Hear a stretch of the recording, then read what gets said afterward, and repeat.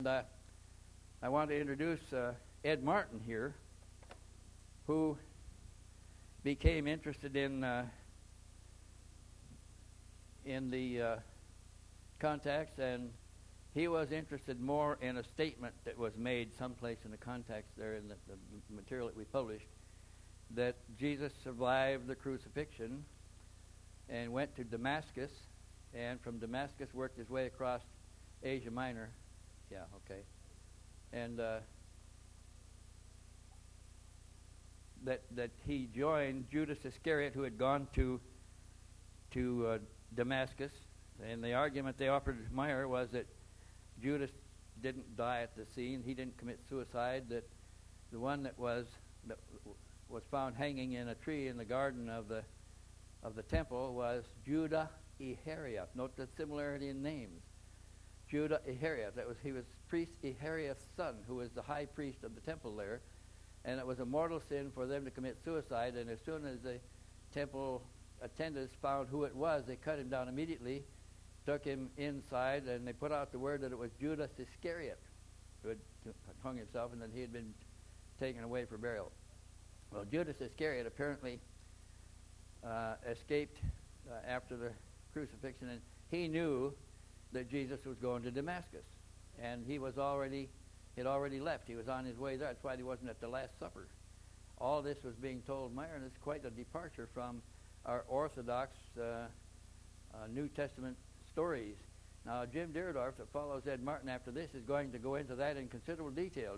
Jim was a staunch Christian believer, and he was disturbed about what the Palladians were saying. He decided to look into it himself, and he went to great pains to buy and obtain copies of all of the New Testament versions. He found that there was substantial difference in the translations, and he continued his study. He wrote a whole book on the differences he found in the stories translated and passed down to us as our Christian Bible. I'm going to leave that for Jim to tell you about after Ed Martin, but Ed Martin is going to describe his investigation of the possible survival of Jesus Christ after the crucifixion. So with that, I'm out of time, and I thank you for your attention. And is Ed Martin ready back there?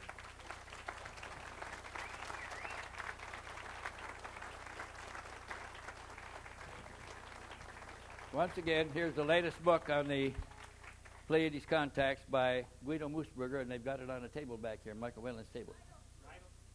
The title is "And Yet They Fly." This is reports a continuation of the contacts after we stop publishing. Okay, go ahead. So with that, Ed Martin, young traveler.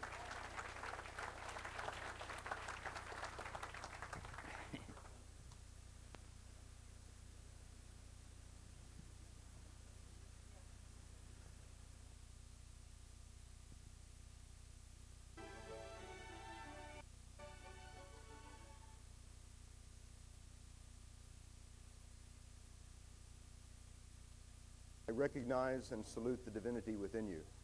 I thought I'd mention briefly about this piece of music that was just playing.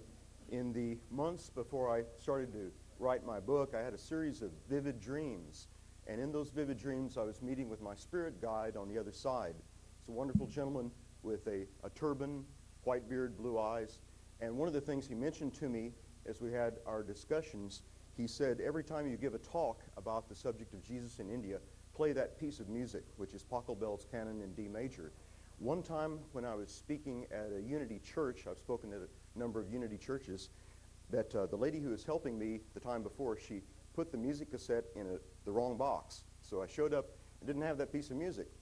And I said, oh my goodness, I don't have the music that I always play. The music director there at the church, who had never heard me speak, didn't know anything about this, she said, oh, don't worry, I've selected a piece of music for you. I said, great. Anything you selected will be great. We're up there on the podium, and the service was going on, and they started the music, and guess what it was? Pachelbel's Canon in D major. And I said, okay, I believe. I'm so happy I started crying. That thought I'd mention, I want to say thank you to Bob and Terry Brown and the board of directors. They do a wonderful job with the UFO Congress. Every time they do a wonderful job, they work very hard, and just thought I'd mention that. I want to say thanks to them.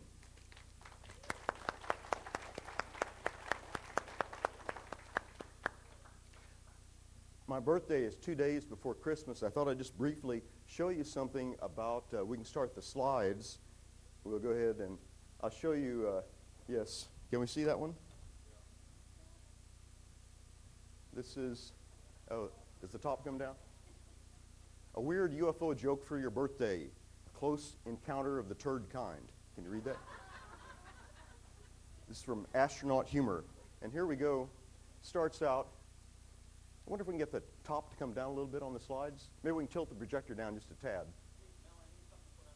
There we go. Happy birthday. So you think you've heard it all. Well, here's one I bet you haven't heard. 2 Martians landed in the desert. They got out of their spaceship and looked around for signs of life. All they saw was an empty gas station with a big red gas pump. So the head Martian waddled over to the gas pump. "Mi umpa," he said. "Who are you?" There was no answer. "Who is your leader?" he asked. No answer. "Where are we located?" he asked. Still no answer. So he waddled back to the ship. "What did he say?" he asked breathlessly. "He didn't say anything," said the head Martian. "He just stood there with his penis in his ear."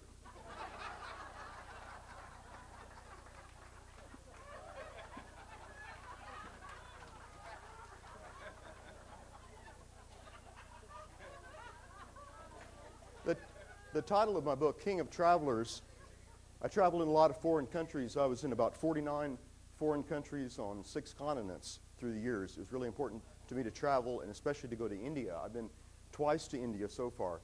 And the title of my book, King of Travelers, Jesus' Lost Years in India, it comes from a conversation that I had when I was teaching in Saudi Arabia some years ago. And what happened was that I was talking with some Muslim scholars, very learned gentlemen, and they were telling me about a great Muslim traveler who lived in the 1300s named Ibn Battuta. And Ibn Battuta was from Tunisia. He traveled for about 30 years. He traveled from Tunisia to Egypt to Arabia to India to China. And he came back home finally to Tunisia. And the story was that he was on his deathbed there in Tunisia, and some admirers came to him. And the admirers gathered around his deathbed and they said, "You, Ibn Battuta, are the greatest of all travelers." And the story was that he sat up in his deathbed and he smiled and he shook his finger and he said, "No." He said, "If you learn the truth about Jesus, Hazrat Isa, Prophet Jesus, if you learn the truth about the life of Jesus, Jesus is King of Travelers." And the phrase kind of stuck in my mind, King of Travelers. And I knew that the Holy Quran of the Muslims refers to Jesus as the Chief of Travelers and the Great Traveler. When I was a teenager, I believed in reincarnation since my early teens. It made sense to me. Let's see, we got the focus on this one. And that Edgar Cayce, I found out about Edgar Cayce when I was 18 years old. I met a young man from Hopkinsville, Kentucky, who told me about Edgar Cayce and Edgar Cayce's wonderful work giving readings, medical readings, and then later life readings about concerning past lives. There were numerous times that Cayce mentioned that Jesus had lived for years in India, especially those teenage years in the early 20s, that much of that time was spent in India. So that was the first place that really got me thinking about Jesus in India, and I have a great regard for the Cayce material. By the way, that book there, The Story of Edgar Cayce, There Is a River by Thomas Segru. It's a wonderful book. And then I found this book also as a teenager, The Aquarian Gospel of Jesus the Christ by Levi Dowling.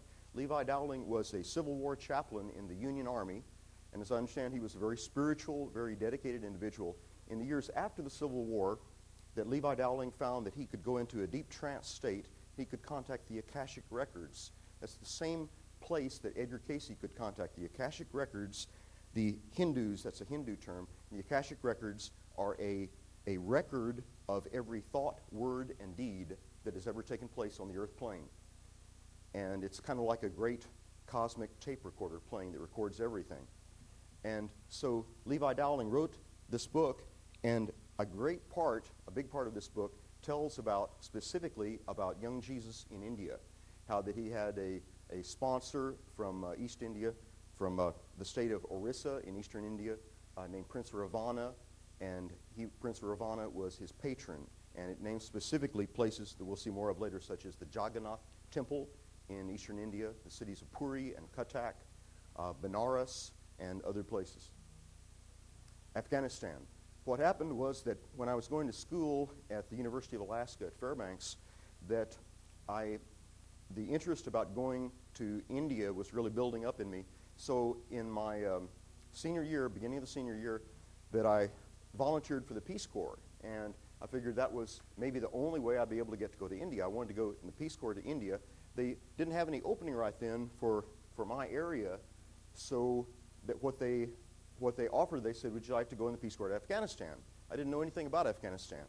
But I said, sure. They said, that's close to India. When you get vacation time, you'll be able to go to India. This, by the way, is a wonderful picture book by Roland and Sabrina Michaud from France. Fantastic picture book. How can I tell you about Afghanistan? Afghanistan is like going back hundreds of years in time to a vastly different place. Afghanistan is an amazing place. Some people call it very backwards, very primitive. And it was in Afghanistan. This is in India. This is the courtyard of the Golden Temple of the Sikhs. This is Mount Everest up in Nepal. This is a place in Afghanistan called Bandi Amir, the Dam of the Saint. It's a natural mineral deposit around this huge spring that's become a huge lake. This is in Srinagar in Kashmir, northwestern India. What happened was that just about 3 days before I left to go to the Peace Corps, I was back in my hometown of Lampasas, Texas, and what had happened, I had charted out in my mind places I wanted to go to in India, mostly in North India. And I knew that in the Levi Dowling book, The Aquarian Gospel of Jesus the Christ, I knew that it was mentioned that one of the places where Jesus had spent some time was in Srinagar in Kashmir and other areas in Kashmir. And so that was kind of on the back burner. I thought, well, maybe I'll go there, maybe I won't. What happened was that my mother happened to be at a fabric shop, to go to a fabric shop, and she saw someone that she had gone to high school with, a man that she had not seen since high school. And so that man and his wife were there. My mother buckled up her courage, and she walked over and she said, "Are you so-and-so?" And he said, "Yes, Dorothy, how you doing?" And what happened was that my mother mentioned, she said, "Oh, by the way, my younger son is just about to go in the Peace Corps. He's going to go to Afghanistan, and he's going there because he's crazy about going to India." And the man really lit up, and he said that he had spent his career in the State Department, and in most of his career, he was stationed in India. And he said, "Where is your son now?" And my mother said, "He's a few blocks away up the hill, up at the house." And the man said, "I must talk to your son. I must talk to him before he goes to India." So he came up to the house, and the main thing that he told me, he said, when you go to India, he said, you must go to Kashmir. He said, you must go to Kashmir. He said, Kashmir is like Shangri-La. It's like another planet.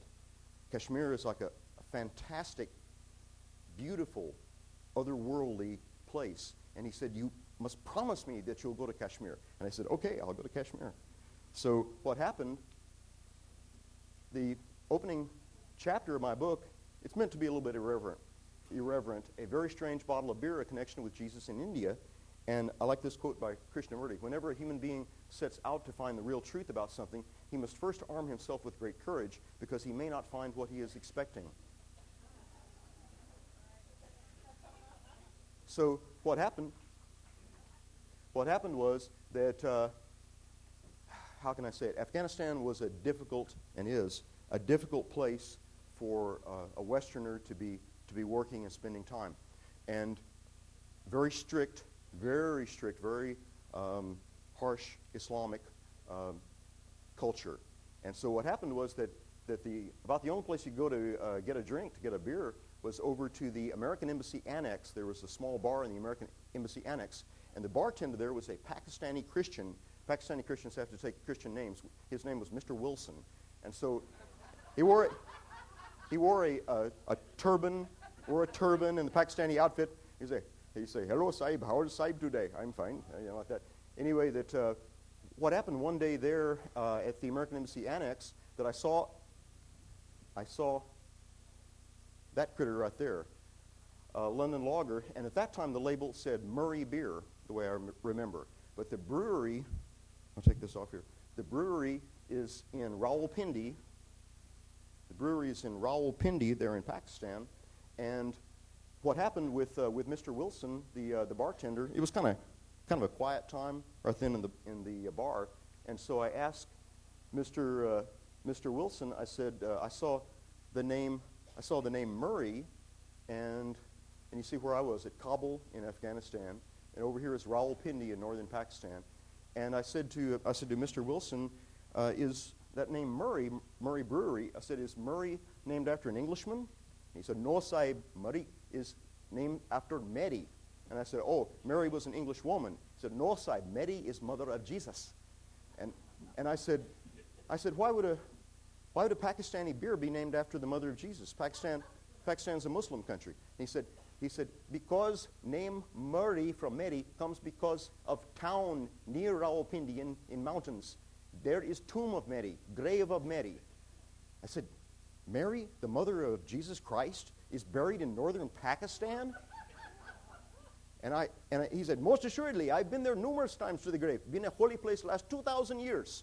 And Muslims revere Mary. He was explaining. He had to take care of another customer. And so I had another drink and sat down. And that really threw me for a loop. I mean, that wasn't what I wanted to find. We'll go on from here. What happened, that it was okay with me that Jesus had been in India as a teenager and a young man. That was fine with me, but I wanted him dead on the cross. You know what I'm saying? I was raised as a fundamentalist Christian. I wanted him dead and then up at the right hand of God. This is something briefly right here. Memories of the British Raj have survived fitfully in Pakistan at the Murray Brewery, Rawalpindi, and it goes on like that. And then there's a label over there again. We'll go on from here to, this is the tomb of Mary, mother of Jesus, in Murray, Pakistan. So this is in northern Pakistan in the Himalayan foothills. And just briefly what Mr. Wilson told me that time, he briefly explained that some people believe that Jesus survived the crucifixion, and incidentally that's what it says in the Holy Quran, and that he was in a state of near death. He survived the crucifixion, and that he later, after he recuperated, he returned to India where he had spent his youth, and along the way in what's now northern Pakistan, that is, his mother Mary became very ill, and it was her time to pass on. And of course Jesus had great healing powers, but it was time for her to pass on. So she died and was buried there, and her tomb ever since then has always been revered and still is. Here's a more modern picture of the tomb of Mary in Murray, Pakistan. And this is a book by Elizabeth Clare Prophet that I found early on in my research, The Lost Years of Jesus. And that photo is that painting is a painting of young Jesus on his way westward through western Tibet and in Ladakh in northwestern India. And this is the art of Nicholas Roerich. And Nicholas Roerich was a Russian explorer and an artist, wonderful painter, and he painted hundreds of gorgeous Himalayan scenes, marvelous Himalayan scenes. And incidentally, that I mentioned in my book, that there's a Nicholas Roerich Museum in New York City. Every time I'm in New York City, I go over there to the Nicholas Roerich Museum. They have hundreds of his beautiful Himalayan paintings, and I'll show you what some of them look like. This is Mount of Five Treasures, Kanchenjunga. This is in eastern Nepal. It's another Himalayan scene. I don't know if that shows up too well, but there's a rock here with Tibetan writing. Steed of good fortune, Leh and Ladakh, and we'll talk about Leh in a little while. This was a place where young Jesus spent some time. This is the unknown life of Jesus Christ. The bottom may be cut off a little bit. If we could raise the projector up just a tad, maybe we could get the bottom of some of these. This is by Nicholas Notovich. Nicholas Notovich was another Russian explorer and traveler, and in 1887, there we go, Nicholas Notovich was traveling in northwestern India, and he, like Nicholas Roerich, traveled for years in that area, Central Asia. And as Nicholas Roerich was in northwestern India, he was thrown from a horse and his leg was fractured, and he was taken to the nearby Buddhist monastery, Tibetan Buddhist monastery at Himisgompa. Himisgompa is a monastery which is close to Leh that we just mentioned, and it was while he was recuperating at the monastery, this is Nicholas Notovich, it was while he was recuperating for weeks and weeks at the monastery, he became friends with the Buddhist monks, and they trusted him after some time. And what they did was they said, by the way, we have a 2,000-year-old document here which tells about young Jesus in India. Would you like to see it? It's like, wow, yes. And so they showed him the document in Tibetan, and the document was translated for him, and the document basically said very similar things to the Aquarian Gospel book, Aquarian Gospel of Jesus Christ, that book that I just mentioned, mentions the same places such as the Jagannath Temple that Jesus studied for about 6 years at the Jagannath Temple in the state of Orissa in eastern India, that he was at the cities of Puri and Cuttack also, that he was, here we go. This just tells a little bit, an unfortunate accident whereby my leg was fractured, furnished me with a totally unexpected pretext to enter the monastery. Excellent care and nursing, and it goes on, manuscripts relating to Christ. And entertaining no doubt of the authenticity of this narrative, written with the utmost precision by Brahmin historians and Buddhists of India and Nepal, my intention was to publish the translation on my return to Europe, which he did. But he met with considerable, this is the document, The Life of Saint Isa, the Best of the Sons of Men. And Isa is the way that Hindus and Muslims refer to Jesus. They call him Isa. We'll talk in a bit, we'll talk about the name Emmanuel, which I believe, and the Talmud of Jmmanuel explains, that was the name, his true name, the name that he was known by during his lifetime was actually Emmanuel. But let's take a look at this, that it starts out telling about this is telling about the events of the crucifixion and so on, and this concerns, let's go on to the next one here. Yes, this names some of the places, let's see, Northern Sindh, country of the 5 rivers, that's the Punjab, the 5 rivers, Punjab. And the Rajputan, worshippers of the god Jain, those are Jains, that's one of the minor religions in India. Left the misguided admirers of Jain and visited Juggernaut in the province of Orsis, that's Orissa. And Juggernaut, or it's also called Jagannath, that's where we get the word rolling like a juggernaut. You've heard that expression, that once a year at one of the big Hindu celebrations, they have a big float type of a device, and they have it on wooden rollers, and they roll it from the Jagannath Temple down to the eastward to the ocean.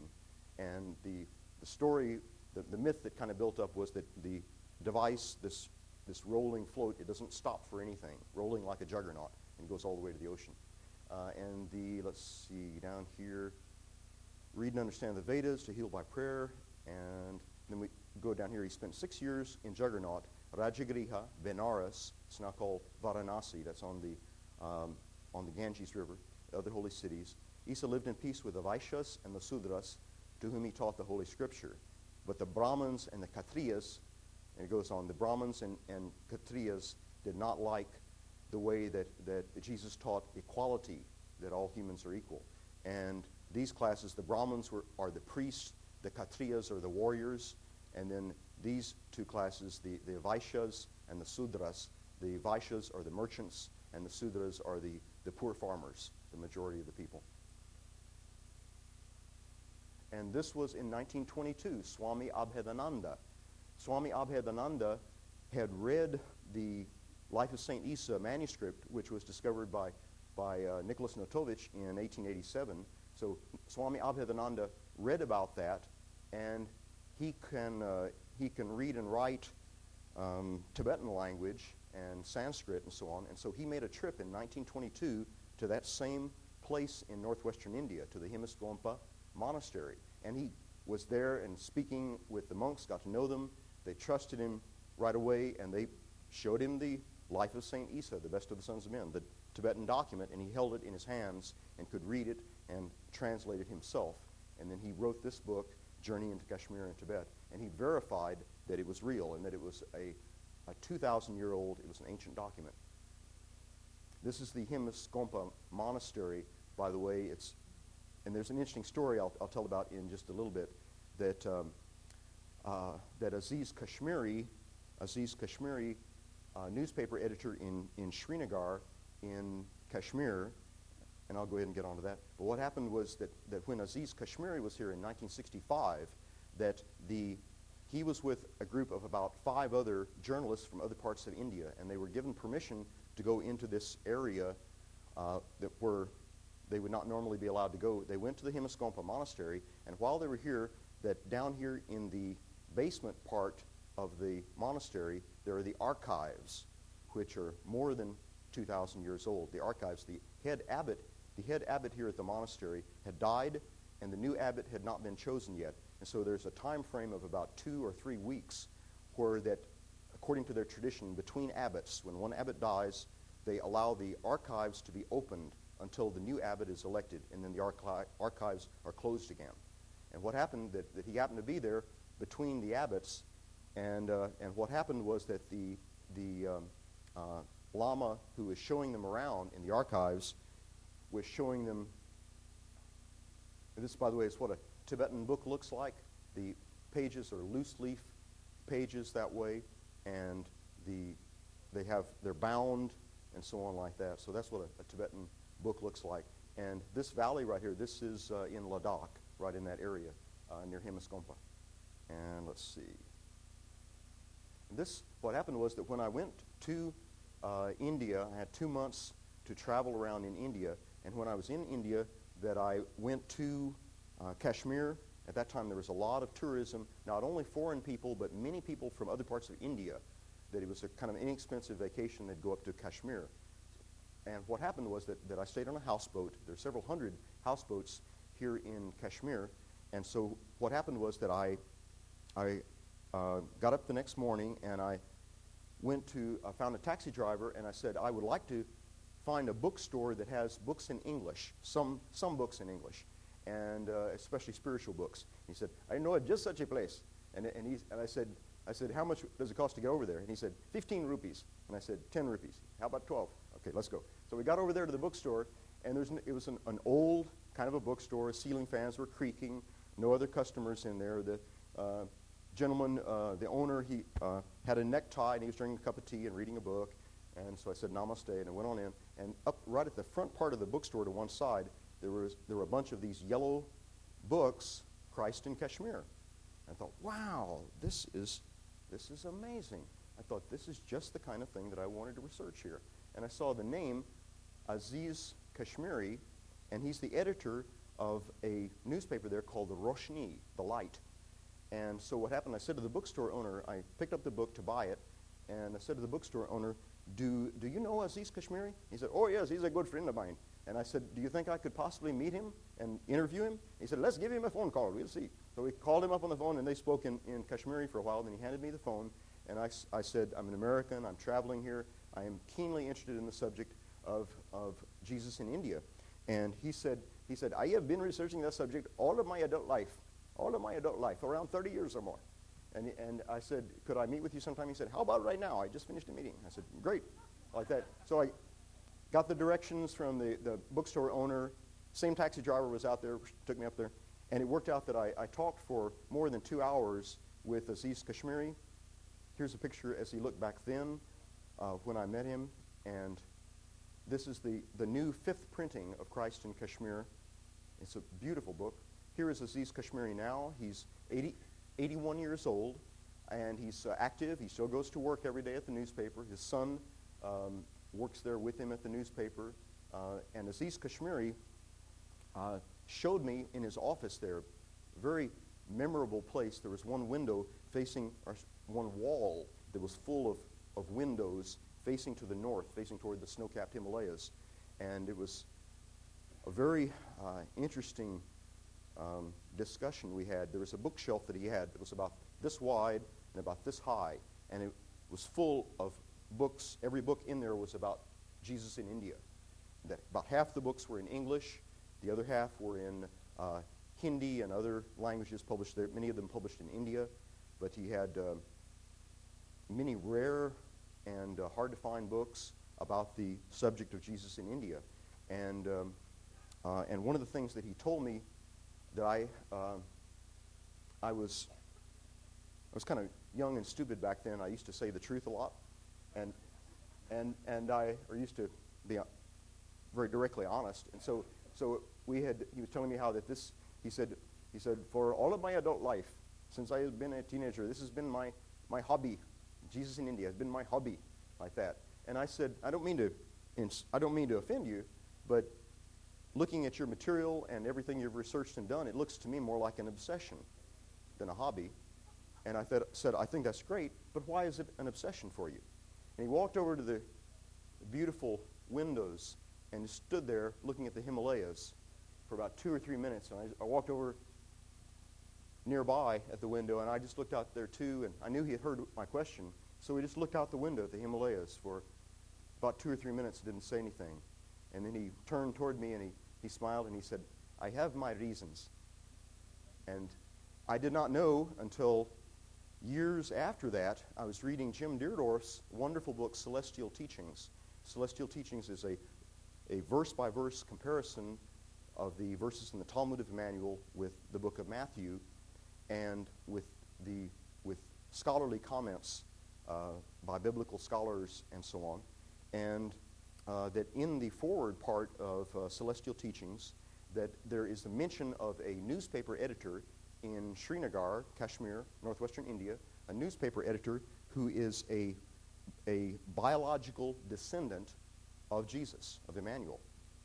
And then it's a holy mother bear. That's Aziz Kashmiri. That's who I met and talked with. Wow, that's why the subject was so important to him. And this, and I mentioned about Aziz Kashmiri, the gentleman we just saw, telling me about being in the Himaskompa monastery and being in the archives. And what happened also at that time that he was in the archives, the flash unit on his camera was broken, and what happened was that he was being shown the Lama, who was taking them around, and they had flashlights. The Lama was showing there were he said there were thin stone pallets like that. They were about yay big, and they were paintings. They're paintings of there were hundreds of them, he said, there in the archives, and they were paintings. Almost all of them were of Buddhist monks and abbots and so on, with shaved heads, and they were sitting in the lotus position, and they had maroon-colored, saffron-colored robes, and they were all shaved-headed. But there was one that was very different, and that one that was very different was a man with a full beard and a mustache and long hair, and he had what looked like a warm wool cap on. He was wearing the traditional baggy shirt and pants, the peron and tamban, and he had a warm woolen-looking vest on, and he would look robust and suntanned and healthy, and he was smiling. And he was sitting there like that, and then so Aziz Kashmiri walked over to that one. He was shining his flashlight, and he was saying, "Who's this one? What does it say at the bottom?" And the priest, the monk, went over there, and he cleaned off some of the dust on the bottom of it to read the Tibetan writing, and he was kind of trying to sound it out, and he said it's Yeshosh, traveling Hebrew sage and holy man who visited here in the time of Abbot so-and-so. And he said, that was about 2,000 years ago. And Aziz Kashmiri said, well, I don't know if he said an expletive or not, but anyway, it was like, wow, that is Jesus. This is when Jesus was here for about 2 months after he had traveled from India up through what's now Nepal into Tibet, and then across through western Tibet, and then he came through the valley, and he was at Himaskompa Monastery at Leh, and then at Srinagar. And he stayed about 2 months at Himaskompa, and he was teaching and doing healings. And they loved him so much that they painted a portrait of him along with the other people they honored. But I show this picture of men from Afghanistan, and you see these caps that they're wearing. These are warm wool caps, and this design of the caps, it comes from Alexander the Great. They called Secundar. They called Alexander Secundar. They still remember him very much. That Secundar and his army of 50,000 Greek soldiers. They came in 300 BC, all the way from Macedonia, all the way across what's now Turkey, Iran, Afghanistan, Pakistan, India. But they came all the way into India, and this is a traditional design that the Greek soldiers used for, they would make these woolen warm caps. And the reason I'm showing this is that Aziz Kashmiri told me that Jesus was wearing one of these. It was apparently cold weather when the portrait was made. He was wearing one of these warm woolen caps. And they still use this design now in northern Pakistan, northwestern India, eastern Afghanistan. You still see those kind of caps. And then this is the tomb of Jesus in Srinagar. This is in the Aziz Kashmiri said, by the way, the tomb of Jesus is here. You want to see it? And I said, sure. And so I went over there, same taxi driver, went over there and got over there, and he had given me the directions. It's in the Kanyar district, the old city district of Srinagar, and the place is called Rosabal, resting place of the saint. And that went inside, and there's nobody else in there. And inside there's a stone sarcophagus, and I really had goosebumps being in there. And this shows, by the way, do you see the marks in the feet? And the name that Jesus, that Emmanuel used after the crucifixion was Yuz Asaph. Yuz Asaph means leader of the cleansed.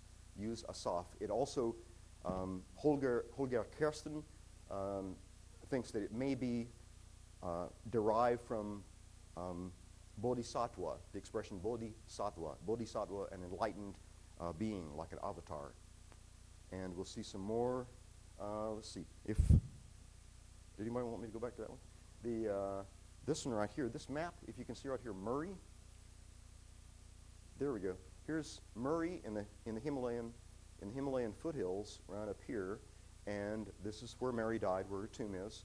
And then not far over the mountains here, you come into the Vale of Kashmir. Here's Srinagar. There's a place, by the way, right about here, 12 miles or so away from Srinagar, called Pahalgam, which means the meadow of the shepherd, Pahalgam. And it's supposed to be that when he first got back here, that he lived for maybe 2 or 3 years there at Pahalgam in a cottage at that place, a high meadow, and with wonderful springs, wildflowers, wonderful place. And by the way, the Quran, Holy Quran, mentions that Jesus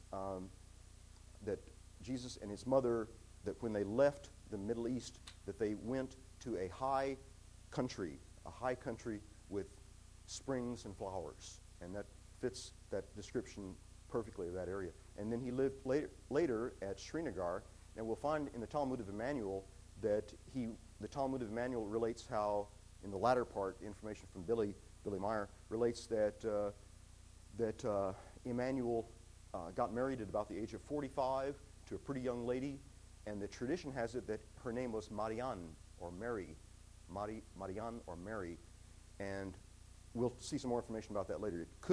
That could possibly be Mary Magdalene. I don't rule it out. Mary Magdalene may have traveled overland in another caravan and joined him. Maybe they were in love. I think that's great. And then here, she used to be a prostitute, but I think that's great. And here we go. Leh is over here, and here's Himas Skompa. Here's the Himas Monastery. That's just a few miles from Leh.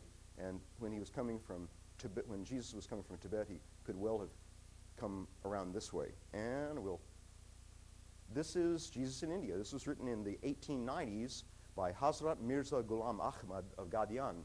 And Gadian is right about in that area, western India, close to what's now the Pakistan border. And my mother used to say Ed likes India because he can say those names that white folks can't normally pronounce.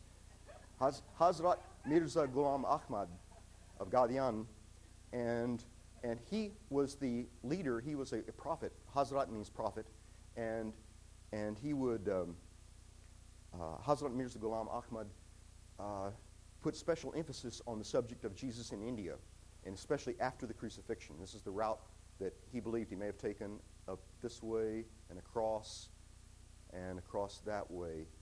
And that Hazrat Mirza Ghulam Ahmad, he started a movement, you could call it a sect or a movement within Islam that is called the Ahmadiyya Muslim movement.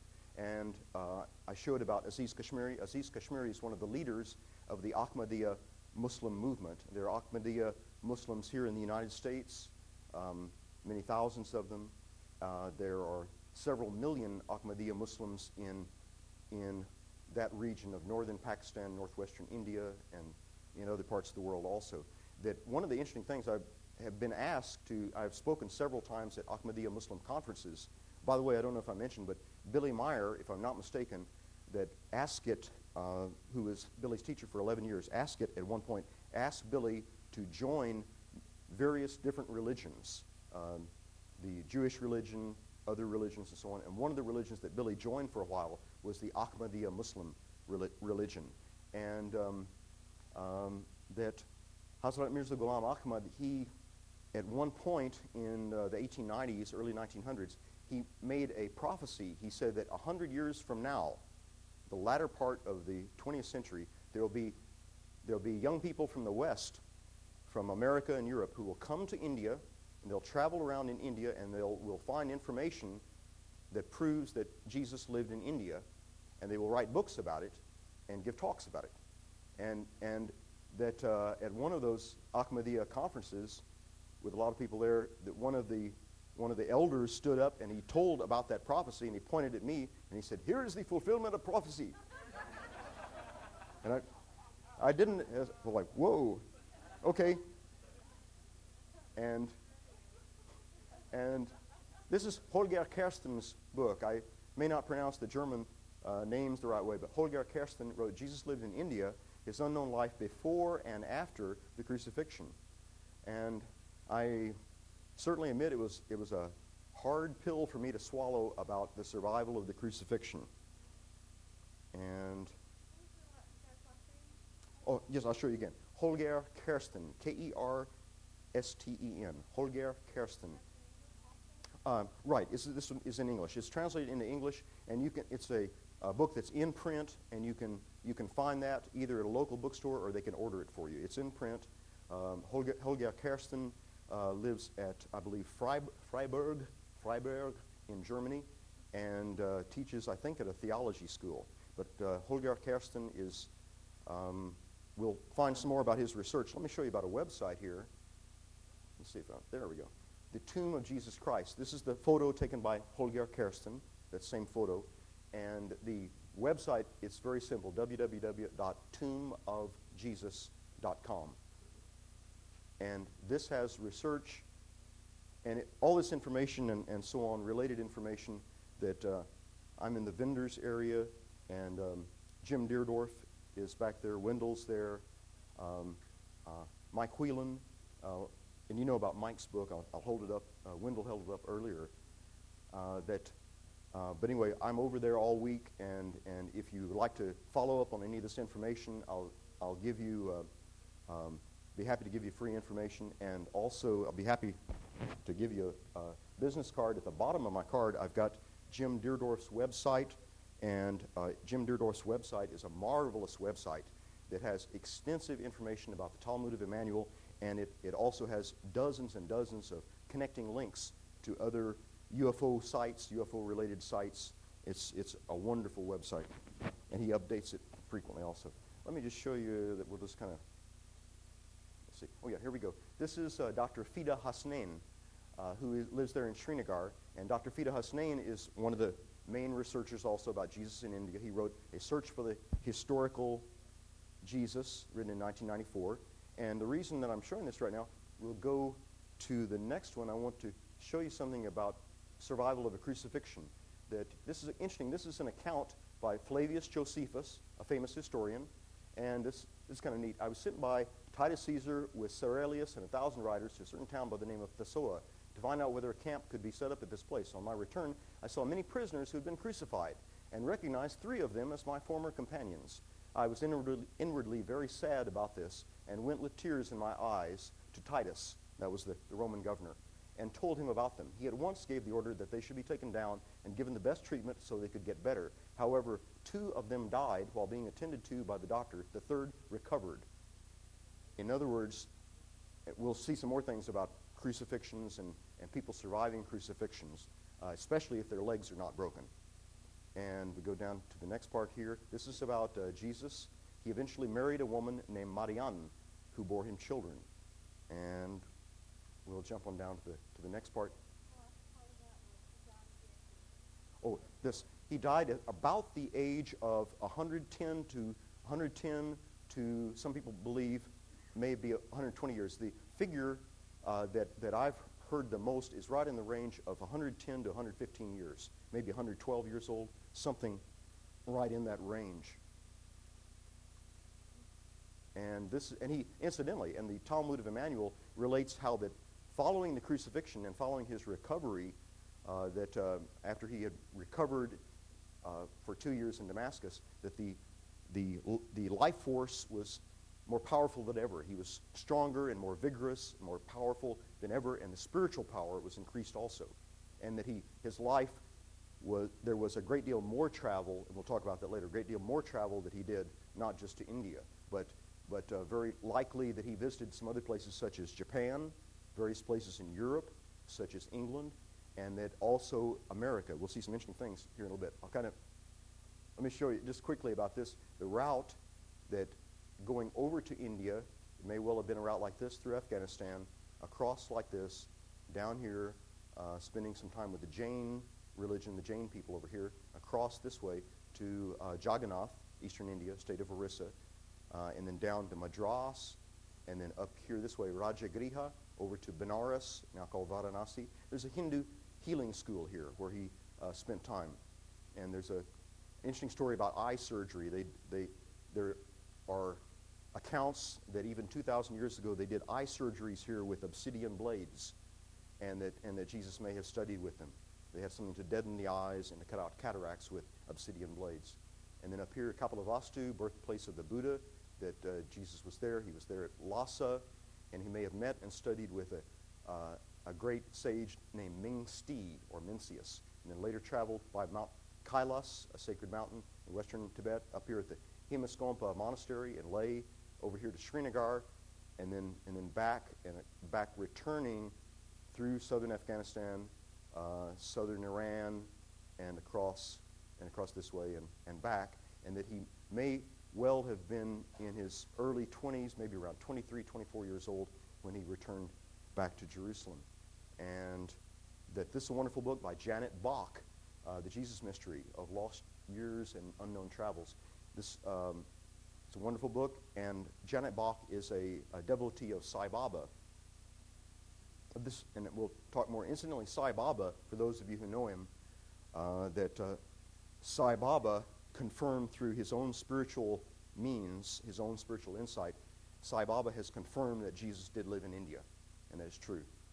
And Paramahansa Yogananda, for those of you who know who he was, that Paramahansa Yogananda also confirmed that Jesus lived in India. This is the inside of the Jagannath Temple there in eastern India, where young Jesus spent about 6 years. This is Sai Baba, and as I mentioned, Sai Baba confirmed that Jesus lived in India. I'm not a devotee myself of Sai Baba, but I've only heard good things about him. And let's see.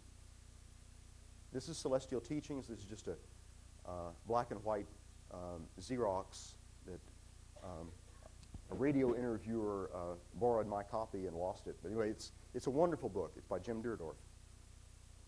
And Soul Samples by Leo Sprinkle. Many of you know Leo. Leo's a wonderful individual. And here's a photo of Leo. And incidentally, his office phone number, mailing address, it's in the back of my book in the resources section. Leo wrote the foreword for my book. And also that if you want, that Leo, if you ask him to, he can do a higher self-reading. He can, like Edgar Casey, he can go into a self-trance, and speaking from the higher self, he can give you a reading. He can do that over the telephone without ever having met him, if you like. And the readings are I have found, very accurate and very helpful, and they step on toes, too. He doesn't mince any words. This is a photo of here's Barbara Lamb, here's Barbara, here's Helen Billings, George Cruz, and myself. And this was one time up at Laramie, the Rocky Mountain UFO Conference. And I'm showing this because the four of us, we believe that we've had many lifetimes together. And we asked Leo about 3 years or so ago, we asked Leo to do a higher self reading. And what came out in the reading was that he said we've had numerous lifetimes together, especially military-related lifetimes as soldiers. We were Roman soldiers together in one lifetime. We were Greek soldiers in another lifetime. In fact, we had this interesting death one time. We were up at the top of the hill, and we were being overwhelmed by the enemy. And but anyway, incidentally, we got overwhelmed. That I was one of the first ones to die. I was pretty enthusiastic, and George had better sense. George was one of the latter ones. But anyway, the four of us got killed. But it was an interesting. It's like see you in the next lifetime. But the reason I show this and mention about this is that Leo mentioned, he said one of your most recent past lifetimes was as British soldiers in India.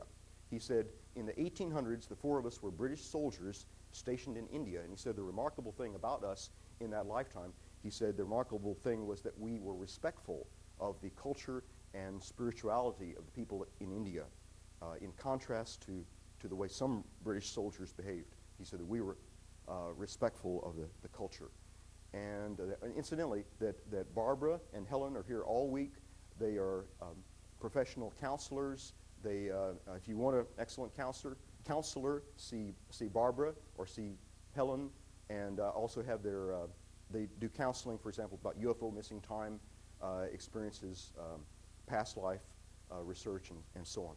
And George was not able to make it to the meeting this time. He's busy with work. And here's light years. This is how I first found out about the Billy Meier case in about 1986. I read a review of this in Lucius Farish, wonderful UFO news clipping service that's a monthly news clipping. It's a compilation of newspaper articles and so on that anything related about UFOs. And I read a book review of Light Years by Gary Kinder about the Billy Meier case. And the reviewer basically was kind of acting like a horse's rear end. The reviewer was saying, well, if Pleiadians were visiting us, they'd visit me because I've got a better education than Billy. And that reviewer was acting like that, writing like that, and I thought, well, why don't I get the book and read it, and I'll make up my own mind.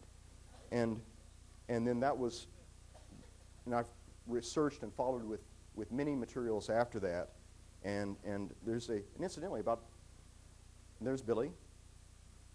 That was some years ago, maybe about 20 years ago. Here's a wonderful painting by James Nichols of Arizona. He does these wonderful UFO paintings. This is a painting of Semyase and her beam ship and landing pods down there. And it was rare that the Pleiadians would land their beam ship that way. And normally they would either hover it above the ground, or in many cases when they make a contact with Billy, they would beam Billy up, that is, dematerialize him, bring him up when he was in a peaceful time. And here's Issa Rashid. Now, the Issa Rashid in the 1960s, Issa Rashid was an ex-priest. His mother was Greek, his father was Palestinian, and Issa Rashid, he could read and translate Aramaic, the language of Jesus, very well. What happened, and Issa Rashid was in telepathic communication with the Pleiadians. The Talmud of Jmmanuel, this document, Billy Meier and Issa Rashid, I'll show you right here. This is a photo by Michael Hessman, and this is a photo of the Hinnom Valley. This is the old city of Jerusalem. This is the south side of the old city of Jerusalem. There's the Hinnom Valley here, the Kidron Valley over here, and we'll see some more Jerusalem things in a little bit. But what Billy Meier and Issa Rashid in 1963, the Pleiadians, or I should say actually Asket directed them to go to this place in the Hinnom Valley, and right about here that they would find the real tomb of Joseph of Arimathea. And so they went to the Hinnom Valley, they went to this place, and about part way up, it was either, that is, Michael Hessman was talking on a cell phone at the time that he took this, as I understand, and Billy was directing him that it was either this place or a secondary possibility could have been right about in there. But that what happened was that they found, this is a drawing by Billy, and this is incidentally on Jim Deerdorf's website, that this is Meier's recollection, and it's been labeled in English. This was the front entrance to the tomb, and this was the tomb that was made for Joseph of Arimathea to be buried in, and the length you see, it may have been only about 4 meters in length that way. The secret of the tomb, which the Talmud of Jmmanuel relates, the secret of the tomb was that it had 2 entrances. It had the front main entrance where the big stone could be rolled, but then around the corner, around the side, it had this back tunnel entrance that a person could crawl in and out of. It was a secret entrance. And so that was the secret of the tomb. So what happened in 1963, Billy Meier and Issa Rashid, they were looking up the side of the Hinnom Valley. They found about a 1-foot diameter hole they could see, and Billy said that beside it there was a marimi bush growing beside it. They went up there, climbed up there to it, and they enlarged the hole, and then they found they could crawl in there. They used their flashlights, enlarged the hole. They used their flashlights, went back, and they came into this dark, bigger area, and there were stones. As I understand it, the floor was a series of flat stones, and Ascot had directed them to go to a certain place that was not in the main way, but like to one side perhaps, and that to pick up a certain large flat stone, and under that they would find the 2,000-year-old document, which was written in Aramaic, and it was on scrolls. The scrolls were apparently in a roll. They were in preservative resin. Some of the accounts are that they were in some kind of a box, such as a crystal box with a lid, and they were underneath one of the flat stones. So Billy and Issa Rashid took the Talmud of Jmmanuel scrolls out, and then Ascot was waiting for them. Ascot was parked in her ship. As I understand, she was near the Mount of Olives, so right in that area, and she had a cloaking device that is an invisibility shield around her ship, like something that would bend light so you can't see her ship. So Ascot was waiting. They on the way over to Ascot's ship, they dropped by an antiquities shop, a place which specializes in antiquities, like that was translating. I think they were working with Dead Sea Scrolls. And Billy and Issa Rashid, they showed the scrolls, and the antiquity shop people said, leave them here. We want to keep them for a while. Leave them here with us. And Billy and Issa Rashid said, no, they're not staying with anybody else. They're staying with us. And they took the scrolls. Well, then the antiquity shop people, they lied about it. They called the police, and they said, we've just had some couple of bad guys here who've stolen antiquities. They have some Dead Sea Scrolls or something like that, and come and get them. So the police were on the way, and I don't know if they were running or not, but anyway, Billy and Issa Rashid, they got up to Ascot's ship, got into it, and they got out of there. But this is a map of Jerusalem as it may have looked back then. This is the beautiful gate where Jesus may have entered.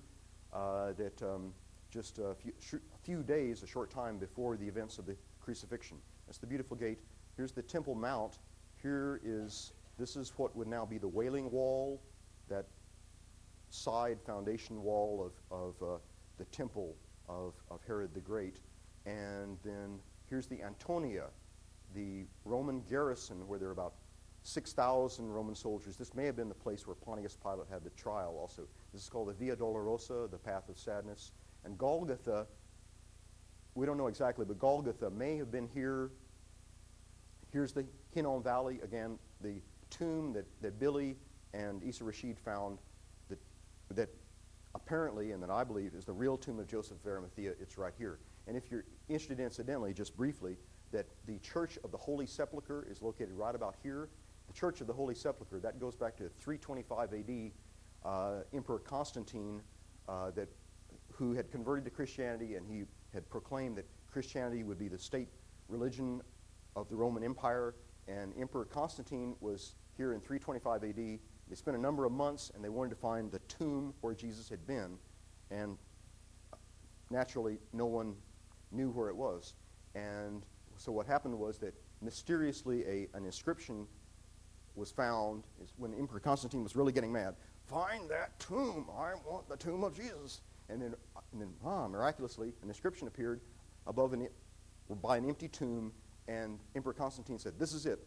Build the Church of the Holy Sepulchre, and let's go home, like that.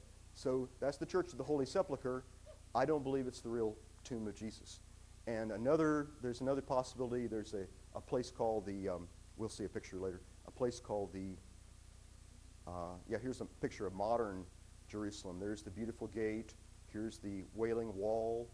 And here's what may be Golgotha and the Church of the Holy Sepulchre. And over in this direction to the south, this will be up to the north, over in this direction to the south, outside of the city walls, is the Hinnom Valley, and where Billy and Esau were, the tomb of Joseph of Arimathea.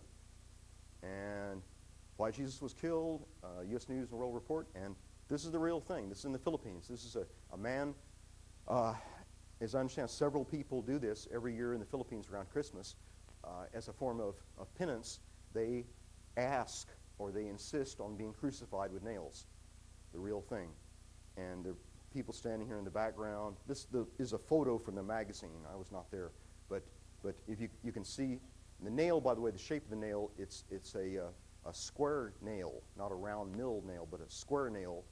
And that the point of the story being that with these crucifixions, normally people survive. It's, of course, a horrible ordeal. But, and I did more research about crucifixions than I ever thought I would or ever wanted to.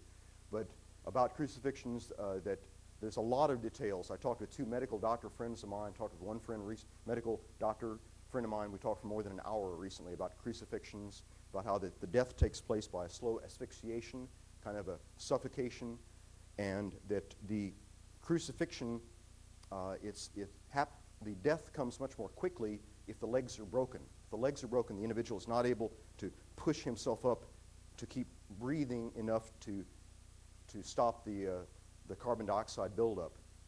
But the point of this, and there's also, it's possible that could have been a wooden platform for the feet to be on. There's also, some crucifixions had a kind of a wooden dowel that would go between the legs. The individual could kind of sit on that wooden dowel. There were various different ways. Some people were not crucified with nails, but in the case of Emmanuel, they wanted to be especially cruel about it and using nails. But the point of the story being, many people, let's say most people in that case in the Philippines, lived through crucifixion experience. Here's the Garden Tomb in Jerusalem, and this is Talmud of Jmmanuel. This is the first printing this is in 1992, first edition, and it was published by Wildflower Press, and that, let me see, clear translation in English and German. On the left-hand pages is, you have the German. On the right hand, you have the English, and let's just kind of go quickly to, there's the second printing, 1994, the original book of Matthew. This is the more recent printing, and then just as of yesterday, we have the most updated printing. And the next speaker, Dr. Jim Deerdorf, will tell you in great detail about the aspects of the new revised, updated printing. And the speaker after that, Dr. Dietmar Rote, will be talking about many of the implications and the teachings in the Talmud of Jmmanuel. There's a mention, and I'll see if I can get to it here. I'll kind of try to go quickly with some things. That there's the mention that Pleiadians made in the book 1 of the Billy Meier contact notes. The Pleiadians made the mention, and I'll see if I have time to show the page on here. The Pleiadians said, in effect, or that Semyasi said, in effect, that the Talmud of Jmmanuel may be the most important book that an earth human can own and read. The Talmud of Jmmanuel, that it is a tremendously important and significant book. And I love to read the Talmud of Jmmanuel. It's just like spiritual candy for me. I love to read it. But this is the passage about Emmanuel walking on the sea, and it goes on there that middle of the sea being battered by the waves, the wind was contrary, a storm was over them. During the fourth night watch, Emmanuel came towards them, walking on the water of the sea. And the disciples were terrified. They said, "He's a ghost." They were screaming with fear. Soon Emmanuel came near, spoke to them and said, "Be comforted, it is I, do not be afraid." "Master, is it you?" Peter asked. "Truly, it is I," said Emmanuel. And then you know how the rest of the passage goes. And down here, Come here to me and don't be afraid. Understand and know that the water is carrying you, and it shall carry you. Do not doubt your knowledge and ability, and the water will be a firm foundation. And then Peter came toward them, but strong thunder ripped through the howling storm. He was startled and began to sink, screaming, Emmanuel, help me. Emmanuel quickly went to him, stretched out his hand, and grabbed him, saying, O you of little knowledge, and just was basically telling him, you were doing fine, then you doubted. Why did you doubt? And then let's see right here, here, this is significant. Emmanuel is saying, however, I will not be killed, but being in a state of near death, or I think specifically in the German, half dead. I'll be in a state of near death. I will be considered dead for 3 days and nights. I will be placed in a rock tomb so that the sign of Jonah will be fulfilled. And of course, the sign of Jonah was taken into the mouth of the great fish, which may have been a whale. It's the name of my small publishing business, Jonah Publishing. I like Jonah. Anyway, my friends from faraway India who are well versed in the art of healing will be my caretakers and help me flee from the tomb on the 3rd day. They went in through that back tunnel entrance, so that I will then finish my mission with people of India. It will happen that I will attain a certain insight, increase my knowledge, and bring about a new strength in spirit and consciousness. The prophecy. Whoa, this is cracking good. This is, whoa. You can see why the Israelis were so furious about, you can see why that Isa Rashid and his whole family were hunted down and killed. Even the children were killed. This is one of the passages that, let's look at this. The Israelites trespassed against life and truth, and they built this city on the blood of people. And then it goes on down here. The Israelites have plundered this land through rapaciousness and murder. They have killed their friends with whom they had drunk wine, and they have deceived and misled their fellow believers of the Jewish cult, who are truly not Israelites, but only are cult believers. Thus the Israelites betrayed their own friends and murdered them because of their greed. But it will likewise happen to them on the part of the rightful owners of this land, whom they have deprived of their rights and subjugated since ancient times. And it goes down here, Emmanuel says, 2,000 and more years will pass, but in the meantime Israel will never find peace, because many wars and much evil threaten the unlawful owners of this land. And there are other passages like that where, that Emmanuel is really telling it like it is. This is before Pilate. I like this passage a lot. That it goes on here, Pilate, the governor, who asked him, are you Emmanuel, whom they call the King of Wisdom? You have said it. That is what I am called by the people. And Pilate asked, it is also said that you were begotten by the angel Gabriel, who is an angel of God. Emmanuel said, you have said it. Pilate inquired once again, saying, let us hear your wisdom, because your teaching is new to me. Emmanuel replied, behold, eons ago I returned from the realm of the higher world in order to fulfill a difficult task. And now I was begotten by a celestial son to be a prophet in this life. It happened according to destiny and the desire of God, the ruler over the human races of earth that were created by him. And it's a wonderful passage. Let's just jump on. I'm going to conclude in just a little bit. This is part of the prophecy. Love will grow cold in many people because ignorance will take over. Hatred will rule all over the world, and evil will reign. But those who persist in the truth will survive. This lesson will be preached in the new age throughout the world as testimony for all peoples, and then the end will come.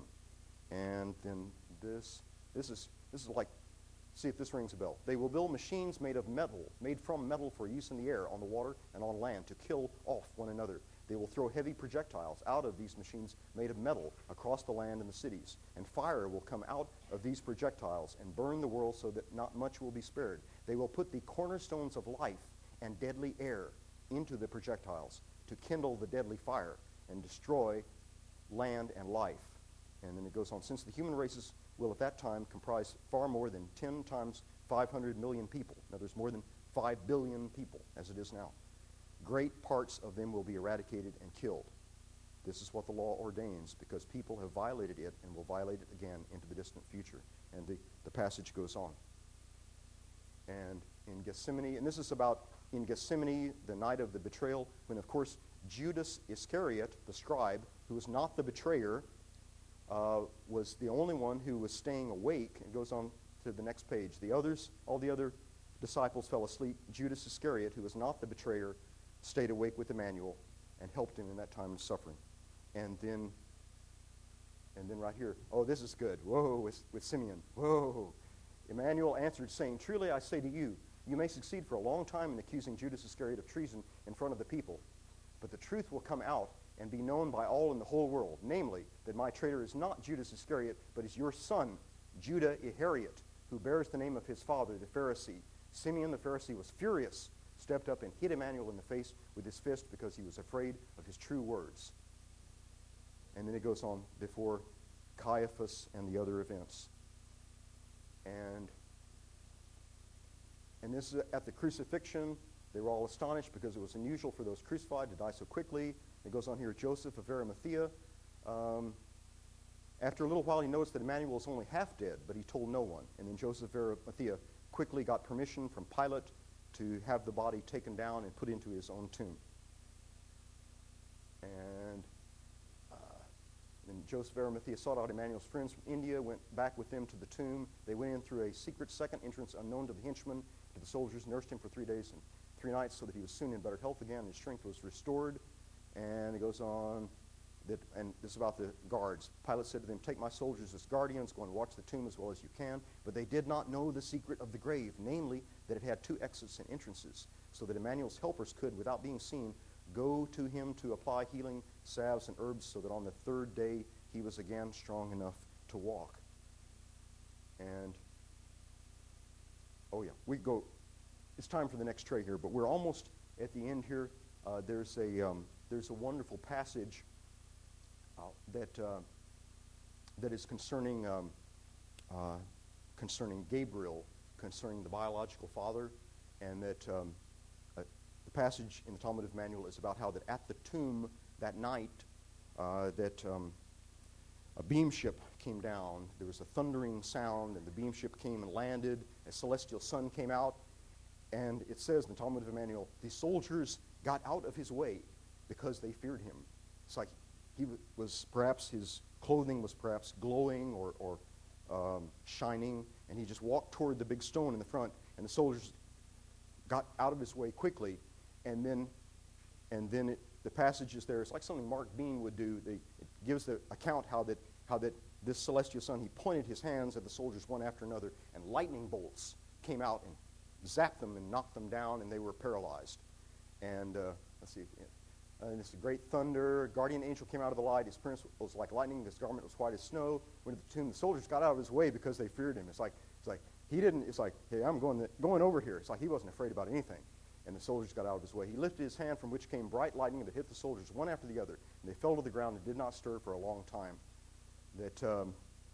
And that could be, Mark Bean in Las Vegas. He does the thing where he can rig up the actors and so on with wires, and they got big electric charger things, and he zap people like a lightning bolt thing, 25 or 30 feet, and so anyway, maybe it was something like that. Maybe the lightning was purely produced by spiritual power.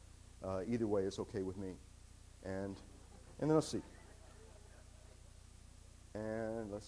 Oh, anyway, there's more of these things about Mary Magdalene, and the guardian angel said, "Don't touch me, because I am of a kind different than you, and my garment is a protection against this world. If you touch me, you will die and be consumed by fire." And it goes on. This is just the conclusion here that Emmanuel with his mother Mary, this was after recuperating at a safe place, safe house in Damascus, recuperating for 2 years after the crucifixion. And then with his mother Mary, his brother Thomas, and his disciple Judas Iscariot, Emmanuel traveled to northern India. And then they went through many hardships. In today's West Pakistan, high up in the north, the last branches of the western Himalayas, his mother became very sick and died when Emmanuel was about 38 years old. And it goes on, Emmanuel continued. When Emmanuel was about 45 years old, he married a young and pretty woman who bore him numerous children. Settled down like a normal head of a family. Today's Srinagar, Kashmir, India. Undertook numerous trips and continued preaching his new doctrine. Died at the age of between 110 and 115 of natural causes and was buried in Srinagar. Judas Iscariot died at the age of about 90, was buried near Srinagar. Joseph, Emmanuel's firstborn son, continued writing his father's story and left India after Emmanuel's death. After a 3 years' journey, he returned to the land of his father, to Israel, and lived in Jerusalem until his death. From India, he took along the original scrolls, that's the Talmud Jmmanuel scrolls, and hid them in the burial cave in which Emmanuel had lain. That's the tomb of Joseph of Arimathea. He considered that place the safest.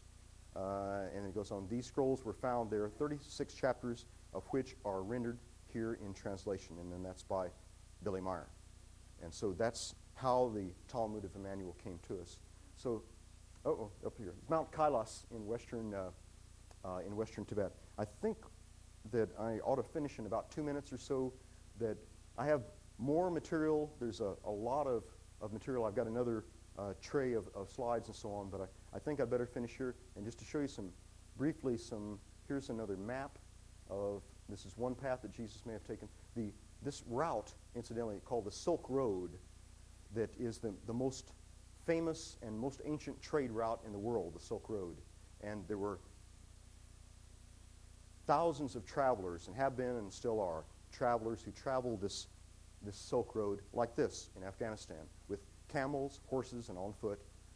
Nomads were among the earliest traders on the Silk Road. These in modern Afghanistan continue the old tradition. So that's the Silk Road. This is it's from 1924. This is one of those wonderful paintings by Nicholas Roerich. And I've got some of those in Elizabeth Clare Prophet's book. There's quite a few of them reproduced.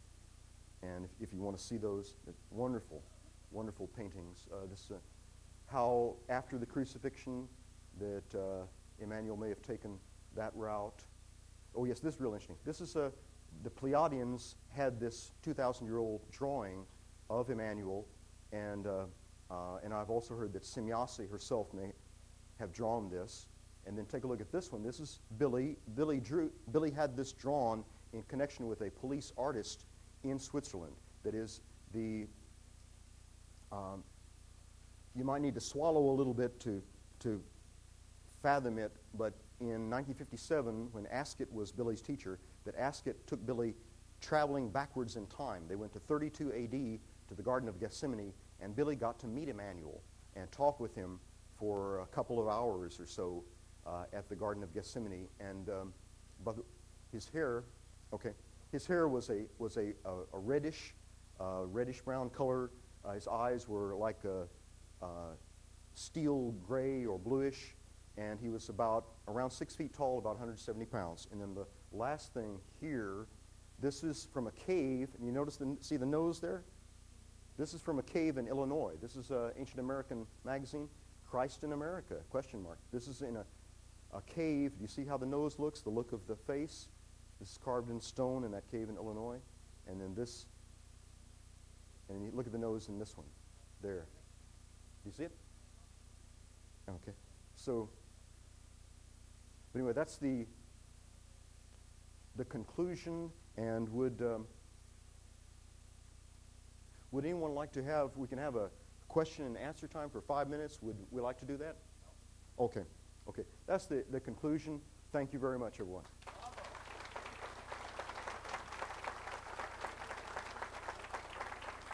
Thank you, Bob. Thank you, Ed. Guys, we're going to try to keep this break here to just a couple of minutes because we want to get Jim up here as soon as we can. And this break is going to be only about as long as it's going to take to re-cue the tapes. So 5 minutes maybe, and then we're going to continue rolling.